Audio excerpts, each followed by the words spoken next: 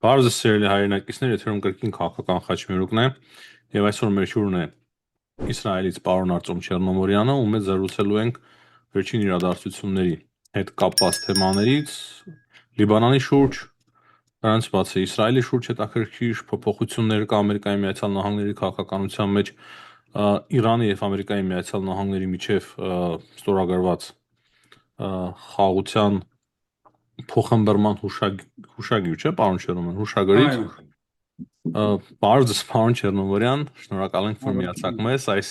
թեմաները չափազանց կարևոր են, վաղուց չենք խոսել, եւ շատ կարևոր է լսել նաեւ տեսակետ Իսրայելից։ Շնորհակալություն կրկին այս հնարավորության համար, տեսեք, ճիշտ է, իբր թե զինադադար է, քիչ առաջ նորից տեղեկացանք, որ զինվոր է մահացել նորից, այսինքն Լիբանանյան ուղղությամբ։ Այո, Լիբանանից, այո, Լիբանանում էլի զինվոր է մահացել,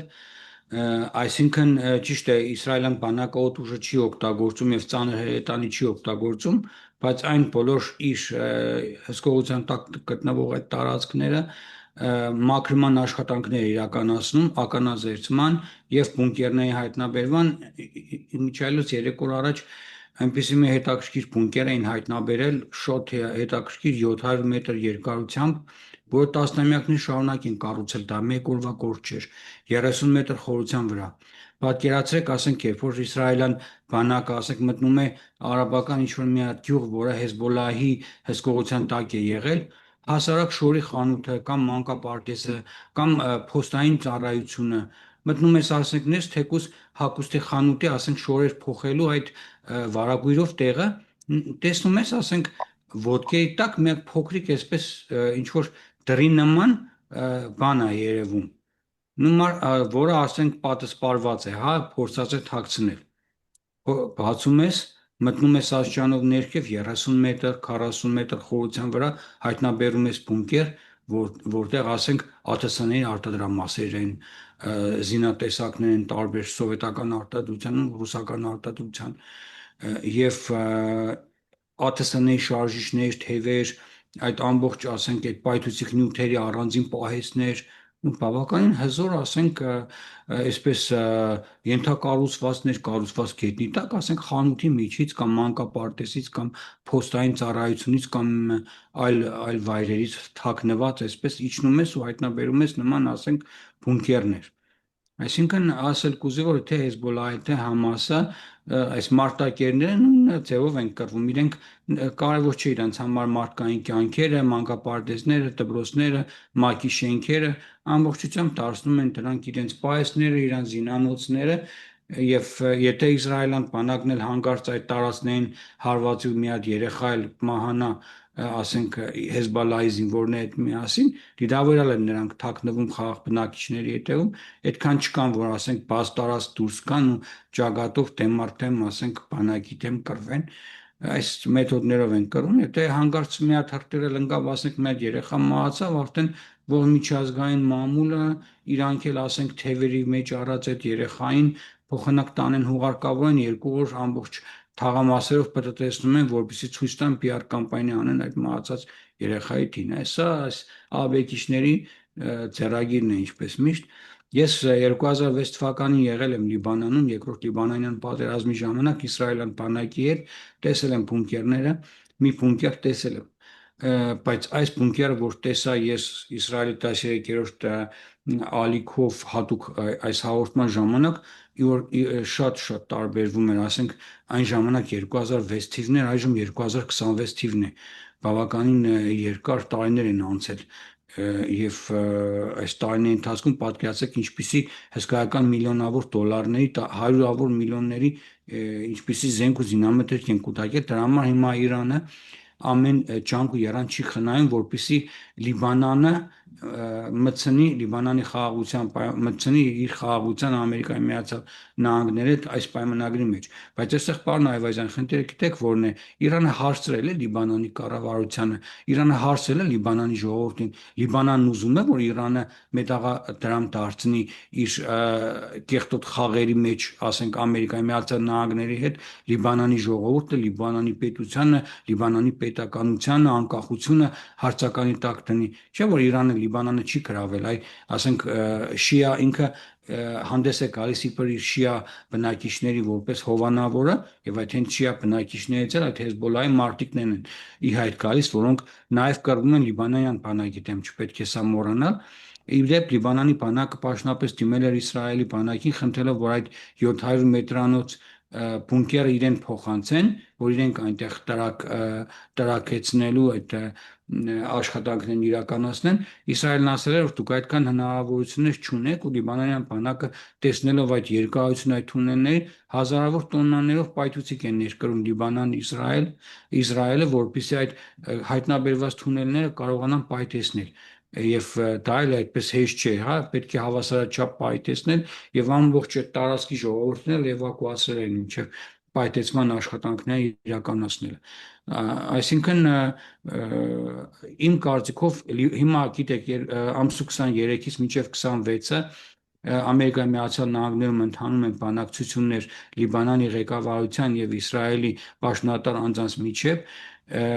Ես որքանով որ հասկանում եմ քրիստոնեական կուսակցությունները Լիբանանի եւ Ժոզեֆ Աունն էլ որպես քրիստոնյա Լիբանանի ղեկավար, նրանք դեմ են, ասենք Հեզբոլայի աճող ուրեմն հեղինակությանը Լիբանանում իհարկե շատ դեմ են, ասենք, որ Իրանը նույնիսկ սկսի վերազինել, էլի զենք ու փող ուղարկի Հեզբոլային, որպեսզի Հեզբոլահը կրկին այդքան ամիսների թուլացումից հետո նույնիսկ հզորանա։ Իսրայելն էլ երբեք չի թույլ տա, որ Հեզբոլահը նման նույնիսկ նախկին հզորությունները վերականգնի։ Այստեղ շատ հետաքրքիր պահ տեղի ունեցավ, երբ որ Տրամփ արդեն 2 անգամ է ասում է, որ Հենց այդ Ալ-Շարան մասին էի ուզում խոսել, հա, Թրամփի հայտարարությունները այո, Նետանյահուի։ Սիրիայի մասով, որ իբր Ալ-Շարան մտնի, ասենք, Լիբանան, Ալ-Շարան մտնի զորքով Լիբանան եւ Հեզբոլայի դեմ ուրեմն պայքար մղի։ Հետաքրքիր է այստեղ մի քանի պահեր կան, այստեղ շատ հետաքրքիր։ Նախ հա մի քանի, ոչ թե մեկ, այլ Կարծես Իրանը համաձայն է։ Հա, բայց խնդիրը գիտեք որն է։ Խնդիրն այն է, որ նախ Թուրքիան համաձայն չի, որպես պրոտեժե, ասենք, Ալ-Շարայի Էրդողանը համաձայն չէ, որ իր միջոցներով զինած եւ իր զենքերով զինած Ալ-Շարային ուղարկի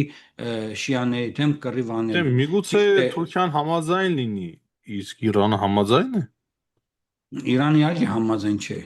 սա միանշանակ, բայց եկեք հարցնենք Ալ-Շարան համաձայն է,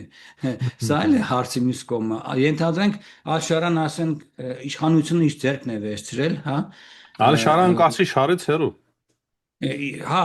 ասենք այն ժամանակ ինքը ասում էր կռվում էին իրենք Հեզբոլայի դեմ, լավ էլ վրեժ լուծելու հնարավորություն է սա,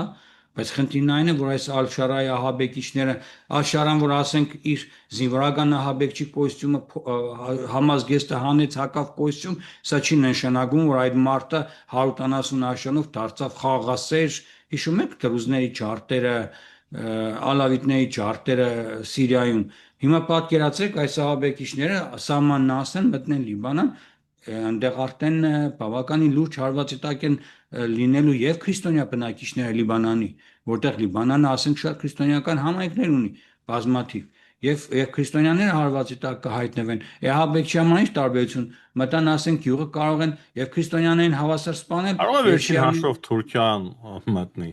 Թրամփը հիմա խաղեր է տալիս Թուրքիայի հետ, այսինքն նման առաջարկ անեն թուրքերին։ Իսրայելը չի թողնի։ Ես չեմ ասում, որ Իրանն էլ կթողնի, բայց Իսրայելը շատ լուրջ դեմարշ կանի, իհարկե Ամերիկայի Միացյալ Նահանգներին թույլ չի տա, այնպես չէ, որ Ալ-Շարային այդպես հալած յուղի տեղ ընդունում են կամ թույլ են տալու, բայց ցավոք սրտի Ալ-Շարան էլ զորքեր արդեն մի փոքր կուտակում Լիբանանի սահմանային շրջաններում, գուցե վախենում է, որ Հեզբոլայչիկները կփախնեն, ասենք կփորձեն փախնել Լիբանանով կամ կփորձի Իրանը զարտուղի ճանապարհներով, ասենք մաքսանենք ճանապարհներով փող, զենք, զինամթերք ուղարկի Սիրիայի ճանապարհներով դեպի Լիբանան, դրա համար են ասենք այնտեղ հավաքում եւ որոշ լրատվամիջոցներ Իսրայելում հաղորդում են, որ իբր նույնիսկ այդ ականազերծման աշխատանքներ Ալ-Շարան իրականացնում սահմանին։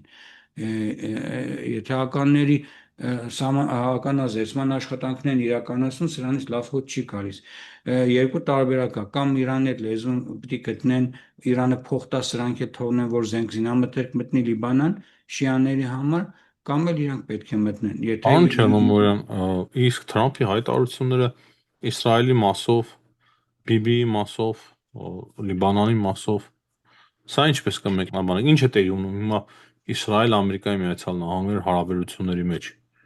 Նախ այսպես ասեմ, մեր մոտ էլ Իսրայելում էլ ասենք կան ռուսալեզու վերլուծաբաններ, որոնք ասենք կարծես Իսրայելում ինչպես Հայաստանի պատկեր լինի, հա, այս ռուսալեզու վայլ վերլուծաբանները այնպեսի աղմուկ են դրել Իսրայելին պարտություն մատնեցին, Ամերիկան այնպես արեց, որ Իսրայելը ռազմական առումով ասենք հաղթանակ տարավ, բայց դիվանագիտական հողի վրա մենք պարտություն են կրել, երբ որ ես միացնում եմ ասենք իսրայելական լուրջ լրատվամիջոցները, օրինակ 12-րդ տալիքը, 13-րդ տալիքը, բիբիսների ալիքը չեմ նայում 14-ը, կառավարամետ իշխանականները, դրանց զոմբի բիբիստ եմ ասում, զոմբիներին չենք նայում, որովհետև Նեյտրալներին եք նայում ավելի, ոչ ռուսամետ, ոչ բիբի։ ոչ ռուսամետ, ոչ բիբիստ, ոչ զոմբիստ, նայում եմ հիմնականում ասենք կամ Իսրայելի 11-րդ կան հերոստալիկը, որը պաշտոնական է, որ փորձում է մաքսիմում հավասարակշռված տեղեկություններ տալ, 12-րդ տալիքն եմ նայում, որը մի փոքր ընդդիմադիր, բայց շատ վստահելի լրատվամիջոց է, ընդ որում Նիր Տվիրի հենց այս լրատվամիջոցի ժամանակ Նիր Տվիրը հայտարարեց, որ Ամերիկայի Միացյալ Նահանգները մի քանի ինքնաթիռ զորք է ուղարկել Հայաստան, նախքան ասենք ամերիկյան պատվիրակության Դիվենսի այցը Հայաստան։ Ես որ Հայաստան հարցեր տվեցի, ասացին, չէ, ինչ ես խոսում, նման թեմաներ չկան, ինչ ինքնաթիռ, ինչ ամերիկական ինքնաթիռն է։ Այսինքն իսրայելյան զինվորական փորձագետները շատ ավելի լավ տեղեկացված են, քան Հայաստանի լրատվամիջոցները կամ Հայաստանի դիվանագիտական կորպուսները, ովքեր որ ցանկանում են այս ամբողջը ասենք գերգաղտնիության վախենալով ռուսների իհարկե ասենք վայնասունից փորձում են այս ամբողջը գաղտնի պահել։ Հիմա Ալ-Շարայի հարցն էլ վերջացնենք, պարոն Այվազյան, անցնենք առաջ։ Հիմա Ալ-Շարան ճիշտ է կցանկանար վերլուծել այս Հեզբոլայչիկներից, բայց խնդիրն այն է, որ Ալ-Շարան այդքան ռեսուրսներ հիմա այս ծանր իրավիճակում, երբ որ ինքը բավականին լուրջ հիմնախնդիրներ ունի, այնպես չէ որ Սիրիայում սա հարցեր լուծեց, վերջացրեց, հիմա պետք է անցնի Լիբանանի հարցերը լուծելուն։ Այնպես որ Ալ-Շարան շատ կասկածելի եմ համարում, որ հանկարծ կփորձի մտնել, հետո եթե մտնի էլ Ալ-Շարան ասենք չունի, միայն այդ պիկապներն են մնացել վրեքը ասենք գնդացիներ կպցրած, ոչ հրթիռներ ունի Ալ-Շարան, ոչ ասենք ինչ որ լուրջ հակազդեցության միջոցներ ունի։ Իսրայելը գիտեք, Ալ-Շարան արդեն իշխանությունը վերցրել է երկու շաբաթ շարունակ ամբողջ օդանավակայանները, զինվորական օդանավեր, ինչ որ ուներ չուներ Սիրիան, Ասադի ռեժիմից մնացած ամբողջը վերացրեց, նաև հիշեցնեմ, որ այս պահի դրությամբ մինչև այս պահը 20 կիլոմետր հեռավորության վրա Դամասկոսից գտնվում են Իսրայելի զորքերը։ Հիմա Իսրայելի զորքերը կթողնեն, որ Ալ-Շարան մտնի Լիբանան, սա էլ հարցի մյուս կողմն է, իհարկե չեն թողնի։ Հարցը փակենք, անցնենք առաջ Իրան-Ամերիկա, որ հարցն եք ուզում խոսենք։ Իրան-Ամերիկա Նեթանյահուի հարցը տվեցիք, չէ՞։ Նեթանյահու տեսեք, նախ Իսրայելում հիմա բավականին լուրջ քաղաքական ճգնաժամ է, կառավարական ճգնաժամ։ Այս օրթոդոքսները, քանի որ բանակում հիմա բանակի խոշոր ստորաբաժանումները մի մասը գտնվում է Գազայի գոտում, մի մասը գտնվում է Սիրիայում, մի մասը գտնվում է Լիբանանում, բավականին լուրջ մոտ 15,000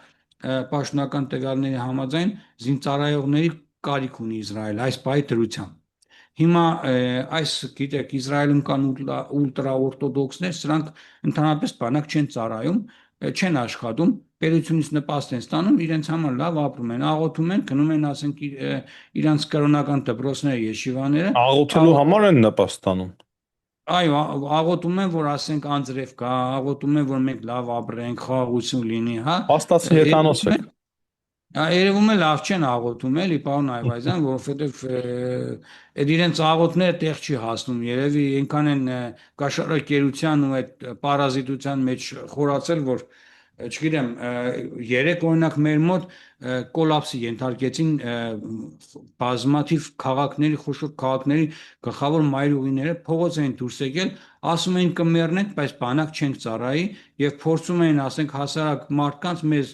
ասենք, տերորի ենթարկել, մարդիկ էլ այնքան ջղայնացած են, այնքան կադրեր տեսանք, ասենք, այդ բիզբոլի պիտայով, փայդերով ելել էին, դրանց են ծեծում, ասենք, ոստիկանությունը մի կողմ սրանց է քաշում, մարդիկ էլ ելել, սրանց են ծեծում, այսինքն մի հատ խայտարակ բան էր ստեղծվել, Նատանյանն ուզում է այս օրթոդոքս կուսակցությունների հետ որոշակի դիլի գալ, ինքն էլ իր հերթին է Տրամպի նման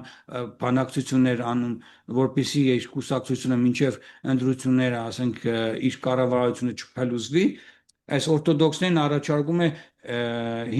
ուզում են ուրեմն իրենք շատ կեղտոտ քայլ անել, ոչ թե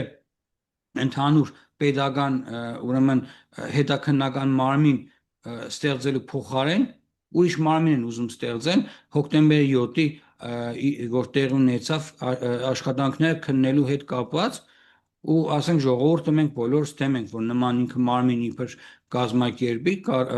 ասենք ոչ հասարակական այսինքն կառավարական որ ասենք ինքն իր կառավարությունով այդ հարցերը քննի չեն գրկի այդ կառավարության մեջ, ասենք, ընդդիմադիր ուժերին մնացած մարդկանց հասկանում եք, ուզում են տուրը տնպոց, ծածկա տնպոց անեն այս հոկտեմբերի 7-ի պատմությունը, որ իրենց հեշտի ժամանակ է սա տեղ ունեցել, իրենց աշխատանքի ժամանակ է սա տեղ ունեցել, ինչ վերաբերում է Ամերիկայի Միացյալ Նահանգներին ու Նատանյահուին Թրամփը իբր հայոյել է, չգիտեմ ինչ ասել, պարոն Այվազյան, ես այս հեքիաթներին չեմ հավատում։ Ամերիկայի Միացյալ Նահանգները ունի հստակ pedagogan քաղաքականություն, որը տասնամյակներ առաջ արդեն գծված, ասենք, ու ըստ այդմ Ամերիկայի Միացյալ Նահանգները շարժվում է ըստ այդ ծրագրի։ Ճիշտ է, Տրամփն եկավ որոշակի փոփոխություններ մտցրեց մի քիչ իր նատուրայի, այսպես հետ կապված փորձեց խառնել սաղ իրար, կառավարվող քաոսի տեսությունը ի նկատի ունենալով, բայց ամենայն դեպս Տրամփն էլ բավականին լուրջ խնդիրներ կունենա Ամերիկայի Միացյալ Նահանգներում ընտրությունների հետ կապված բնակչության 32-33%-ն է կարծեմ աջակցում իրեն այս պատերազմի հետ կապված մնացածը դեմ են եւ ընդհանրապես չեն ուզում պատերազմ, որովհետեւ դեռ կոնկրետ չի ներկայացրել Տրամփը թե ինչ է հաղթել, ինչ է արել մի օր ասում է հոյակապ պայմանագիրը ստորագրել ենք, մի օր էլ ասում է խելոք չմնացիք, ձեզ նորից կհարվածենք։ Այս պայթրությամբ օդանավերը շարունակում են մնալ Իսրայելում, ամերիկյան օդային այդ լիցքավորող ինքնաթիռները մի քանի ինքնաթիռ ուղղակի ազատել են մեր Բեն-Գուրիոնի օդանավակայանը այլ տեղեր են գնացել, այլ օդանավակայաններ, որովհետև մեր մոտ պիկ սեզոն է արդեն, մարդիկ թռնում են արտասահման եւ ամբողջությամբ կոլապսի են ենթարկել, ասենք, սովորական խաղաղ բնակության չվեշները, դրա համար ամերիկացիները մի քիչ հետ են քաշել իրենց ինքնաթիռները, բայց ինչպես վերջին անգամ մեր զրույցի ժամանակ ասեցի, ամերիկացիները մտադիր են Իսրայելում ռազմական բազա կառուցել, որը գտնվելու է երկրի հարավում, ու հիմա երկրի հարավ որ գնում ես, ամբողջ քաղաքը ողողված է ամերիկյան ուրեմն զինվորներով, մի քանի Տել Ավիվում էլ ծանոթ աղջիկներ կան,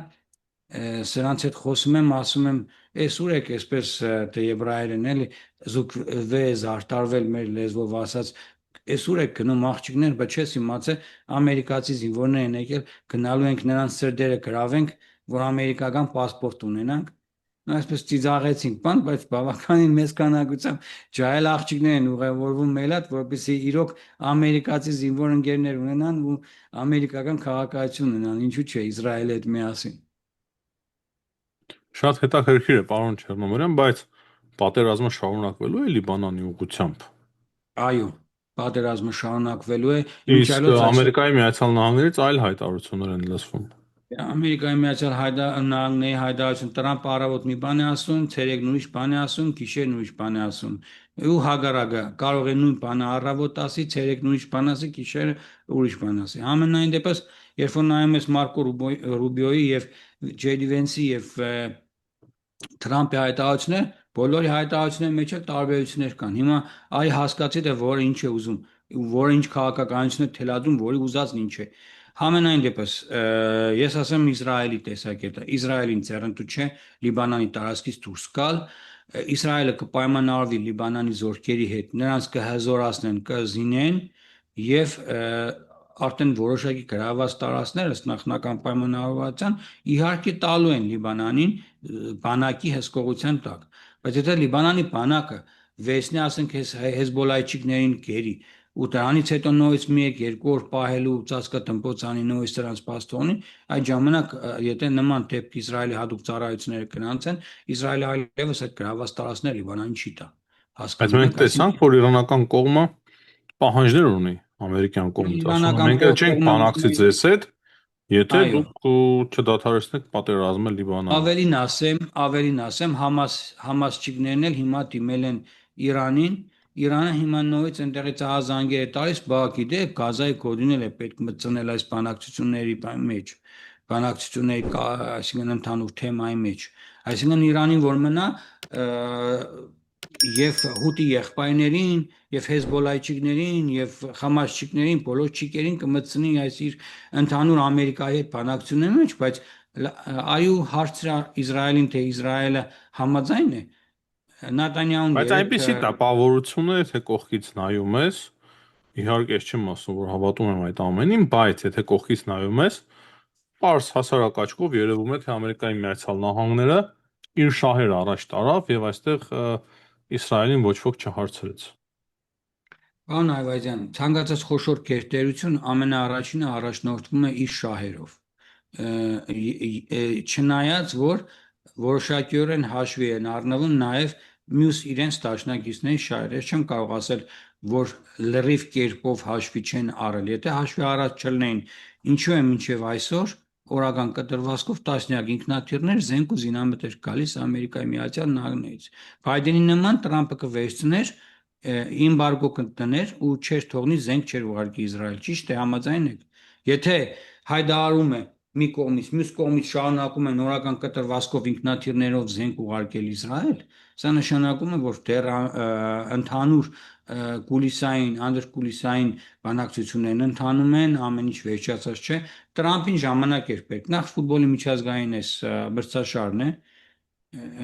ասենք եւ Իսրայել օրինակ ուշով հետևում է ներողություն եւ ընդին այն է որ Տրամպը իմ կանխատեսումով մինչև այս ֆուտբոլային մրցաշարի վերջը ոչ մի բան չի ձեռնարկի։ Դրանից հետո եթե ընտրությունների նախորդային որոշակի հարվածներ, եթե ընդհանուր հայտարարայդ 60 օրվա ընթացքում չկան,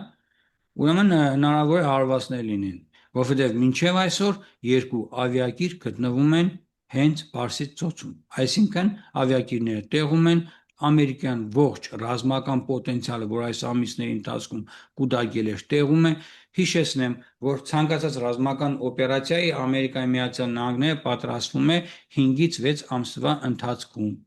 Այսինքն, ասել կուզի, որ եթե փետրվարի 28-ին սկսել էին պատերազմը, վերջացրեցին հունիսին, չէ՞։ Այսինքն մեզ ինչ է պետք։ Մեզ պետք է հունիսի, վերցնենք, եթե հունիսն է հաշվենք, հունիս, հուլիս, օգոստոս, սեպտեմբեր, նոյեմբեր այնտեղ ընտրություններ են լինելու արդեն, չէ՞, միջանկյալ, նոյեմբերին արդեն եթե ավարտվեց, հնարավոր է արդեն դեկտեմբերին, եթե եղանակային պայմանները նորմալ լինեն, իրենց ինչ կխանգարի, այնտեղ ոչ ձուն կա, եղանակը +10 աստիճան է, +15 աստիճան Բայց է իմաստը որը կլինի այդ դեպքում։ Իմաստը Իրանին, եթե Իրանը իր այսպես խաղա, որտեվ Իրանը տարիներով խաղում է, կարող է ամիսներով ցկցկել, Իրանը երբևէ որպես տեսեք ինքը իր ժողովրդին ինչ արեց, որ ասենք Ամերիկայի Միացյալ Նահանգները իր ասենք կարողանա ասենք ստորագրեցին պայմանագիրը, այսօր ստորագրեցին, վաղը կտրժեն այդ պայմանագիրը։ Դուք գործ ունեք Իրանի նման ռեժիմի հետ։ Սա Պուտինի նման ռեժիմ է։ Իսկ որ պատժամիջոցները հիմա հանում են Իրանի վրայից, Նախ այդ Հայաստանի հետ կան պատժամիջոցները բանակցություններ, որ ճանապարհը լինել դեպի Եվրոպա։ նախ ես կարծում եմ, որ այդ ամբողջությամբ չեն հանի այդ սահմանափակումները, վստահ չեմ, որ ամբողջությամբ կանեն, փուլ 60 օրվա ընթացքում դեռ պետք է բանակցեն, մի անգամից չեն վերացնելու բոլոր այդ ուրեմն խնդիրները։ Ես վստահ եմ։ Ուղղակի գիտեք, բավական երկար եմ արդեն Մերձավոր Արևելքում ապրում ու այս սրանց մտածելակերպը ուրիշ է։ Մերձավոր Արևելքում եթե քո ոտքի վրա ելան, ոտքիդ մազոլի վրա ելան ու ոտքդ տրորեցին, դու իրեն չպատասխանեցիր, երկրորդ անգամ արդեն ոտքդ կկտրեն։ Այսինքն այստեղ ուրիշ խաղի կանոններ են։ Սա Եվրոպան չէ, սա Ամերիկան չէ։ Այստեղ լրիվ ուրիշ կանոններ են։ Եթե ուժ ցույց տվեցիր, ատամ ցույց տվեցիր, ոտքդ ասենք տրորեցին, նրա ոտքը պիտի կտրես։ Չկտրեցիր, ոչ թե նրա ոտքը տրորես, այլ ոտքը պիտի նրա կտրես, որ ինքը հաջորդ քայլը քո ոտքը չկտրի։ Սա է Մերձավոր Արևելյան, ասենք, Իսկ միգուցե Իրանը համաձայնվել է իրոք, որ ՄԱԳԱՏԷ-ի հիմա դիտորդներին թողնեն, վերահսկեն, այդ Ուրանը չհարստացնեն։ Ես այսօր կարդացի, որ ընդհանրապես ընդհանրակը Իրանը չի թողել, ասում է, որ այն տարածքները, որոնք որ Ամերիկայի Միացյալ Նահանգները Իրանը հայտարարում է, որ չեմ թողել, Թրամփ հայտարարում է, որ թողել են։ Հա, գիտեմ։ Իրանը ասում է, չեմ թողնում, Տրամփն ասում է, շատ լավ թողել են, ամեն ինչ լավ է։ Ուղղակի հասկանում եք, եթե մինչև այդ պատերազմը Հորմուզի նեղուցը բաց էր, հիմա Հորմուզի նեղուցը Իրանը փակել է, չէ՞։ Հիմա ինչ լավություն է անում Ամերիկայի Հիմա բացել է Հորմուզի նեղուցը։ Ամերիկայի Միացյալ Նահանգները ասում էր բանալու են, ասում էինք չէ, չենք բանալու, բայց բացին փաստացի։ Ասում էին բանակցում ենք, ասում էին չէ, չենք բանակցում, բայց բանակցում էին փաստացի։ Հիմա կարող է համաձայնվել են։ Եվ Օբամայի ծրագրի նման ծրագիր լինի, ուղղակի Թրամփի Եթե Աստված ոչ անի, Աստված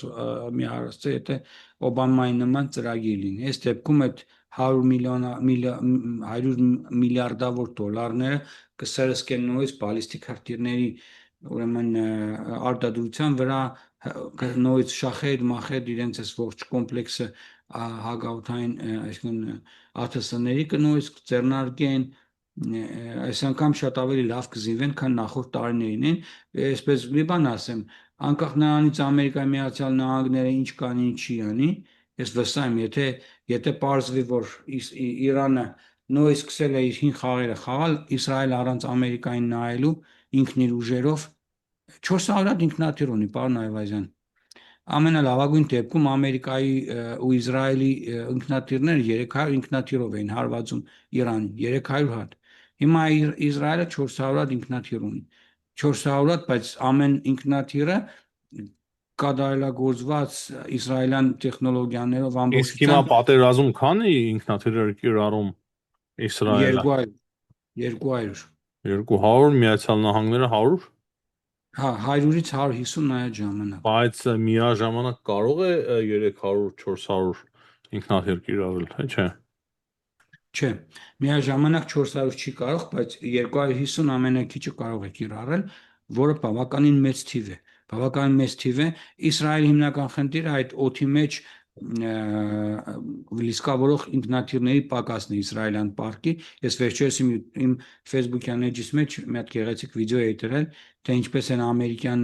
ուրեմն լիսկավորող ինքնաթիռները լիսկավորում իսրայելյան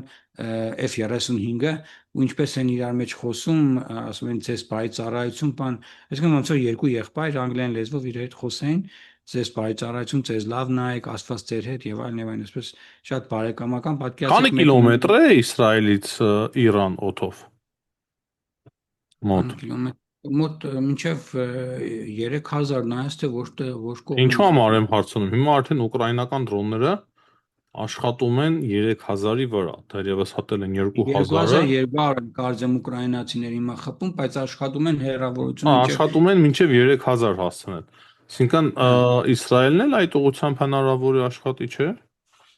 Իսրայելը օրինակ նոր զինատեսակներ է այս ընթացքում նորից ստեղծել, հիմնականում հակաօդային պաշտպանության ԱԹՍ-ների, արդեն սովորել են ամերիկյան արտադրության Սիկորսկիների վրա, ասենք ամերիկյան արտադրության ուղղաթիռների վրա լազերային համակարգ են դնում եւ լազերով, ասենք ԱԹՍ-ն լազերով ուղղաթիռի վրա այս խփում պատկերացնում եք եւ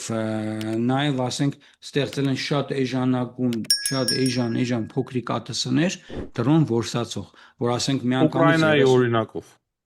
Այո, 30-40 միանգամից ԱՏՍ-օդ է բարձրանում եւ սկսում են օտում որսը, ասենք այդ ԱՏՍ-ների, FPV ԱՏՍ-ների, նույնիսկ եթե FPV ԱՏՍ-ն ասենք այդ կաբելով է օպտիկական գալիս, իր վրա դու ֆիզիկական ազդեցություն չես կարող գործել,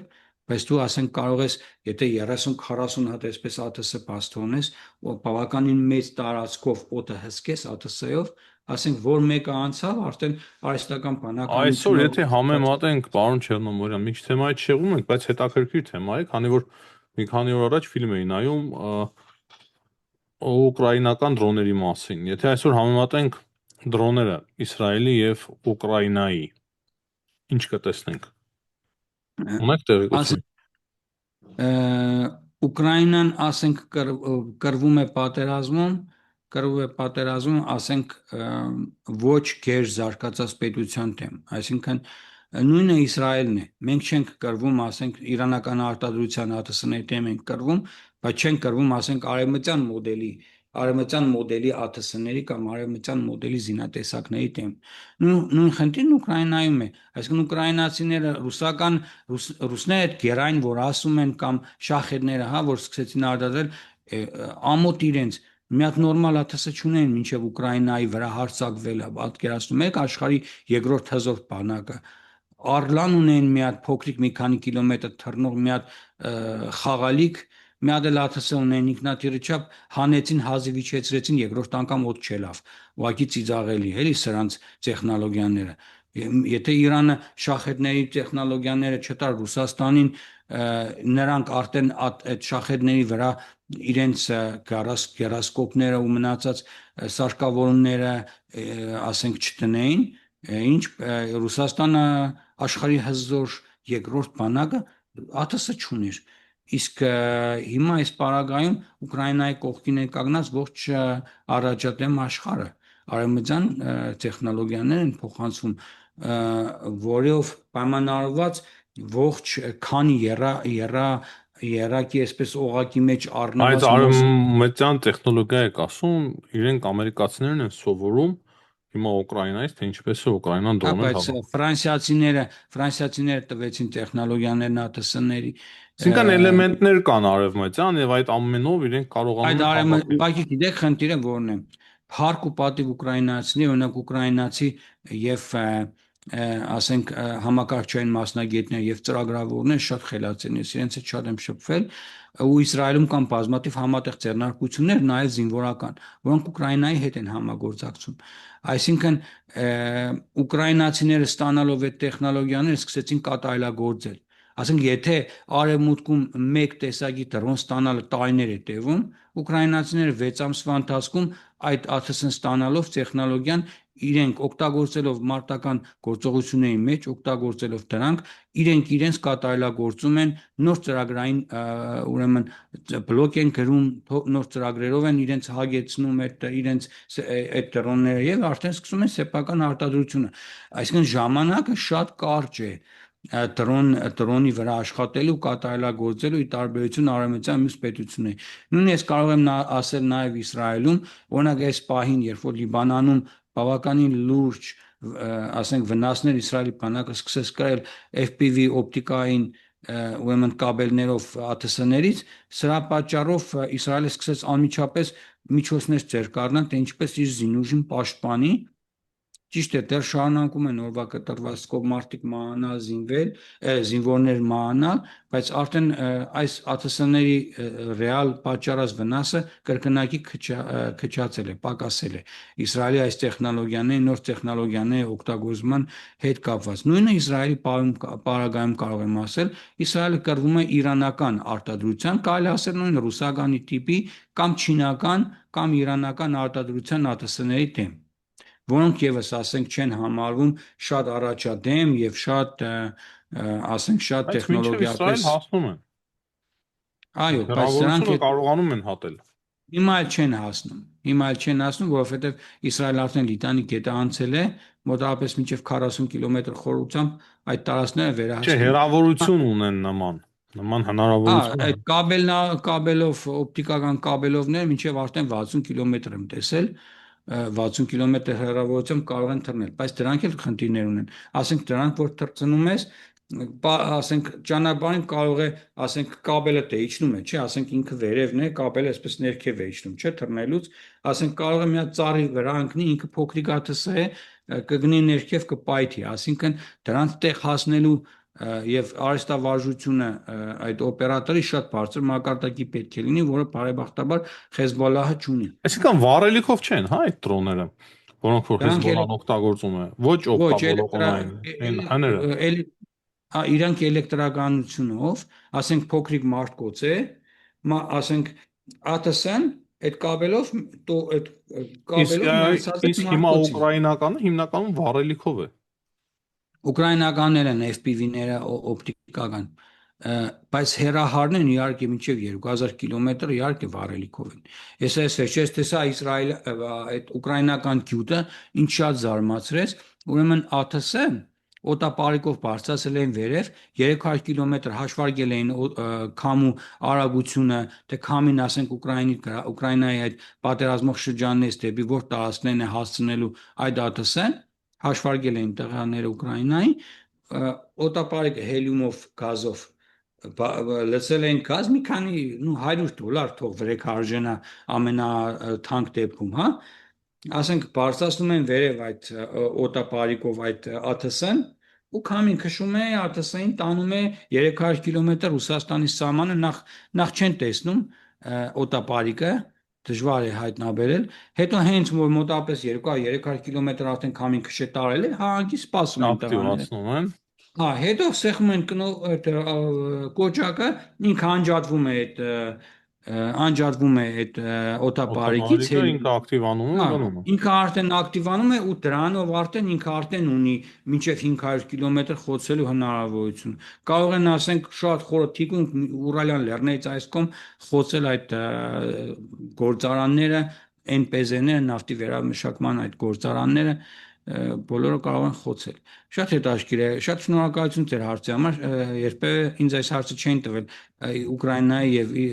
ասենք Ինձ անձամբ Իսրայելի հետաքրքրեց, տրոնների։ հա։ Այո, շատ հետաքրքիր թեմա է, կարելի է շատ երկար խոսել, ես ասենք մի անգամ էլ պարոն Այվազյան ձեր եթերում առաջին անգամ ասեմ, առաջին անգամ 2004 թվականին եմ ԱԹՍ տեսել իմ կյանքի մեջ, այն ԱԹՍ-ները, որոնք աշխարհում մենակ միայն Ամերիկայի Միացյալ Նահանգներն որը գաղտնիք էին պահում, ասենք չկար ԱԹՍ-ի նկար։ Նկարներ չկային 2004 թվին։ Իսկ ես գնացի հրավիրվել էի Իսրայելի բանակի կողմից այդ միջազգային զենքի ցուցահանդեսին, իսրայելական զենքի, ու ինչ է կարծում Հայաստանի լրագրողը, որ ընկնի Իսրայելի զենքի ցուցահանդես, ինչ կանի, առաջինը ԱԹՍ-ները կնկարի։ Սկսեցի բոլոր ԱԹՍ-ները հատատ նկարել տարբեր շարավղերով, տարբեր կողմից, տարբեր անկյուններից, հա, ու ինչ տեղի ունեցավ, հատուկ ծառայություններն եկան ինձ տարան։ Այդ Քոչարյանին դժվար թե հետաքրքրեր, որ այդպես Դե հատուկ հա, ծառայությունները ձեզ տանեին, դուք էլ Հայաստան տրամադրեիք այդ տվյալները։ ուրեմն եկան տարան հետաքրքիր էր իրենց համար, թե ինչու եմ այդքան մեծ ուշադրություն դարձնում Որպես հայ այս մարդ, հա։ ԱՏՍ-ներին, հա, ԱՏՍ-ներն նկարեցին, ստիպեցին լուսանկարչական սարքս բացել, ցույց տալ, թե ինչ եմ Ուզում եմ ասել, նկարել։ Հայաստանի պետքն էլ չէր այդ ժամանակ,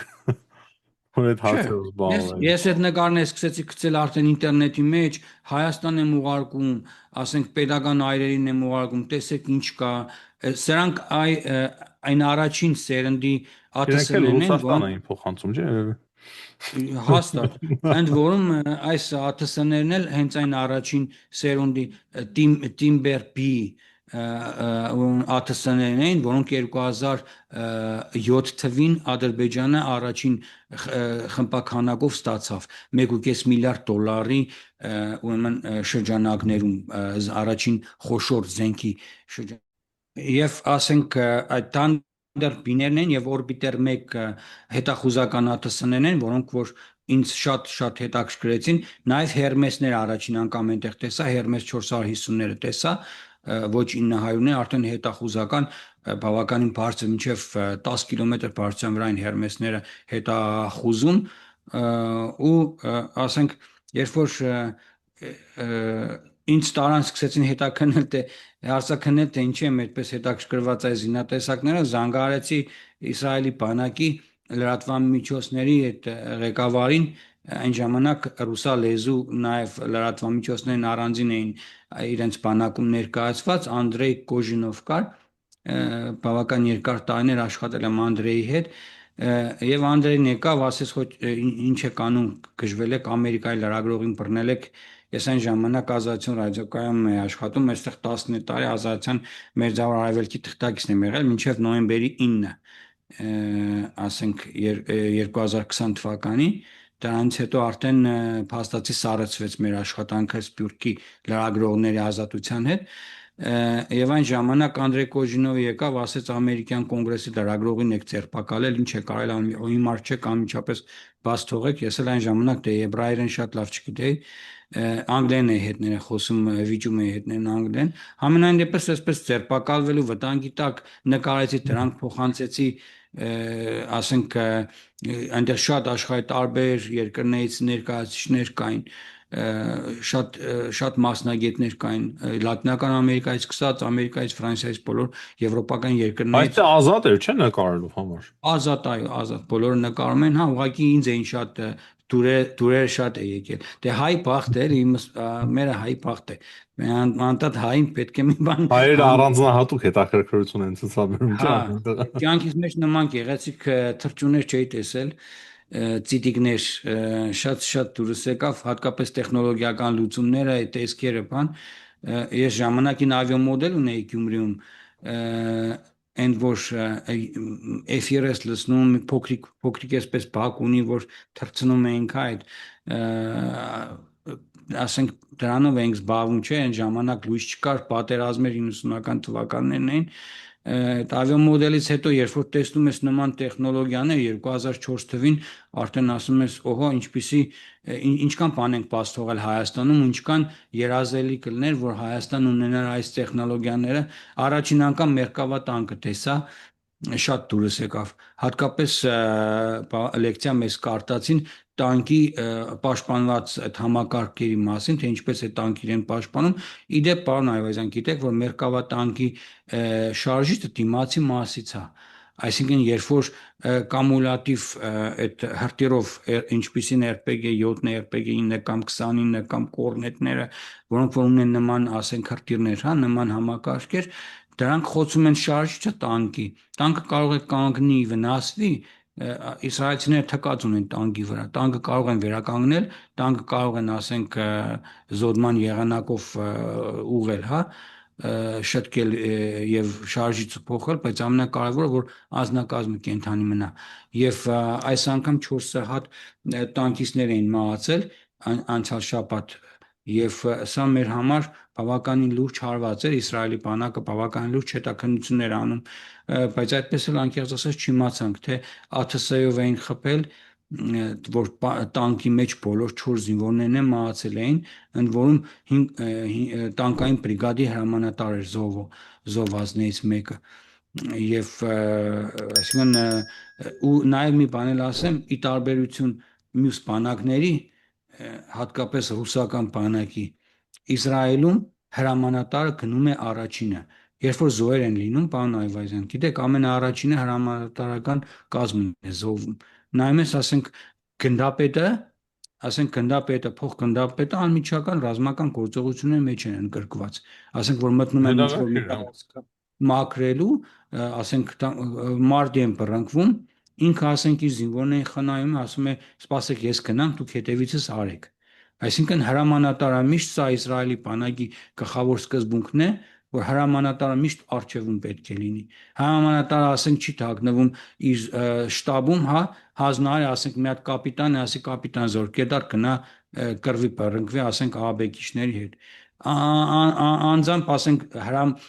զորամասի հրամանատարը գնդապետ իր զորամասը տանում է մարտի, իր դասակները, իր ջոկերը, իր վաշտերը տանում է մարտի, այս սա իմ համար շատ հետաքրքիր, ցանկալի, ես գիտեմ, որ Հայաստանում էլ է նույնը, ասենք մեր, բայց 44-օրյա պատերազմի ժամանակ շատ դեպքեր լսեցինք, որ եկել են զինվորներին թողել են, իրանք թողել փախել են, ասենք այդպես դեպքեր են շատ եղել ցավոք սրտի, այսինքն հրամանատարները տեղում չեն եղել, բեր մարդկանց հավաքել են մոբ ուժերին բերել, լցել են անդառի մեջ, թողել են մարդիկ գերի են ընկել, Այսինքն ինչքան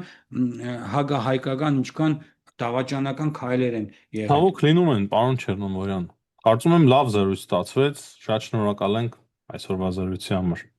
Ես էլ եմ շնորհակալ պարոն Այվազյան, ամփոփելով ասեմ, որ Իսրայելը զորքերը չի հանի ոչ Լիբանանից,